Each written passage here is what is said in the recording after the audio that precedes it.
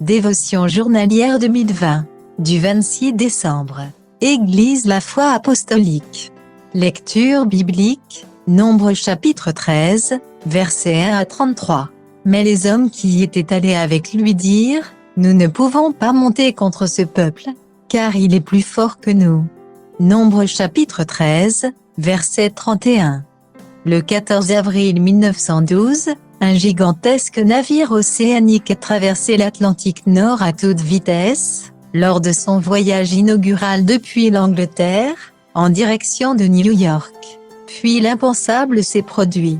Le paquebot le plus luxueux de son époque, le Titanic, a frôlé un iceberg sur son côté droit, et a commencé à prendre l'eau. En moins de 3 heures, il a disparu dans la mer. Le Titanic avait 2227 passagers à bord, mais le navire ne transportait que des canots de sauvetage pour seulement 1178 passagers. On pensait que ce navire était insubmersible. En 1912, la réglementation n'exigeait pas qu'un navire transporte suffisamment de canots de sauvetage à bord pour couvrir chaque passager, et plus de 1500 personnes périrent. Pouvez-vous imaginer le traumatisme des survivants dans les canots de sauvetage? Beaucoup de personnes ont été séparées de leurs proches, car la plupart des hommes ont accepté de renoncer à leur place sur les canots de sauvetage, afin que les femmes et les enfants puissent être épargnés. Plusieurs personnes ont dû être dans le désespoir alors que l'énorme navire coulait sous leurs yeux. Mourraient-elles aussi? Le négativisme était probablement l'attitude de la plupart des gens sur les canots de sauvetage. Une tombe aqueuse semblait inévitable. Qui pourrait penser positivement dans une situation aussi difficile?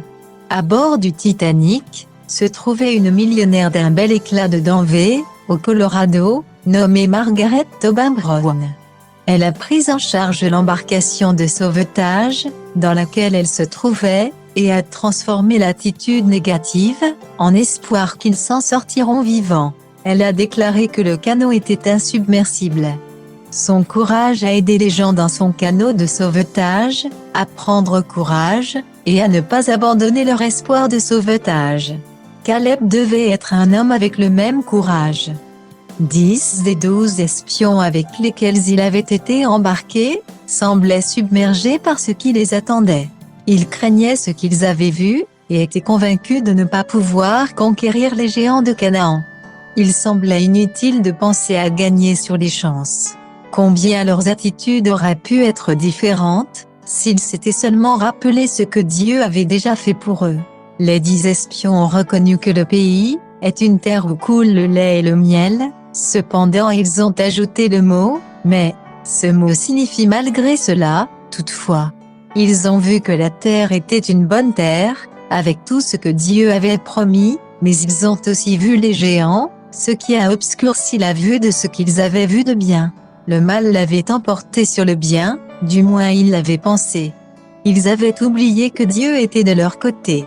Le doute a conduit à l'incrédulité, et l'incrédulité à la rébellion. Si nous voulons recevoir la bénédiction de Dieu dans cette vie, nous devons croire aux promesses de Dieu. En combattant le bon combat de la foi, nous devons nous tourner vers Dieu, il nous précède pour nous aider à vaincre tous nos ennemis. Notre foi nous aidera à voir que la bataille n'est pas la nôtre, mais la sienne. Il combattra pour nous et, à la fin, nous aurons la victoire, et nous entrerons dans notre terre céleste promise. Prenons Dieu au mot, car la foi apporte des bénédictions. Contexte. Tandis que les enfants d'Israël s'approchaient de la terre promise, le lieu du lait et du miel, Dieu ordonna à Moïse d'envoyer des espions, pour explorer le pays.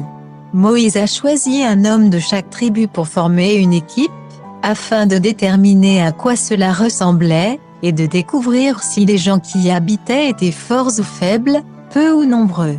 Ils devaient découvrir si la terre était bonne ou mauvaise, et si les gens vivaient dans les villes ou habitaient dans des forteresses. Ces 12 espions sont allés au pays de Canaan, et ont découvert que c'était vraiment un bon pays. Cependant, 10 des espions sont arrivés à une conclusion négative, écartant ce que Dieu avait déjà promis, et ce qu'il avait déjà fait pour les Israélites. Ils retournèrent vers Moïse, et lui dirent que le pays coulait de lait et de miel, mais dans la suite du rapport, ils mentionnèrent les géants du pays. Ils doutaient de ce que Dieu pouvait faire. Ces 10 espions ont considéré les obstacles comme un ennemi invincible, sans tenir compte du fait que Dieu leur avait promis la terre. Ils avaient oublié les victoires remportées dans le désert, la séparation de la mer Rouge, la destruction des Égyptiens, l'eau sortie du rocher, la manne du ciel, la caille pour la viande, les vêtements et les chaussures qui ne s'usaient pas. Leur manque de foi a conduit à l'incrédulité, puis à une rébellion pure et simple. Regardez de plus près. Combien d'espions sont entrés en Canaan?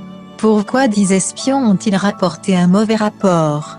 Quelles sont les 3 caractéristiques des 10 espions, qui causèrent finalement leur mort? Que devez-vous faire lorsque les circonstances autour de vous semblent désespérées? Conclusion. Dans cette vie, nous sommes confrontés à de nombreuses épreuves, problèmes et obstacles. Comment les gérons-nous? Est-ce que nous abandonnons et disons, c'est sans espoir? Ou bien regardons-nous vers Dieu, sachant qu'avec lui de notre côté, nous sommes bien capables de surmonter tout obstacle qui se présente à nous? Bonne journée à vous.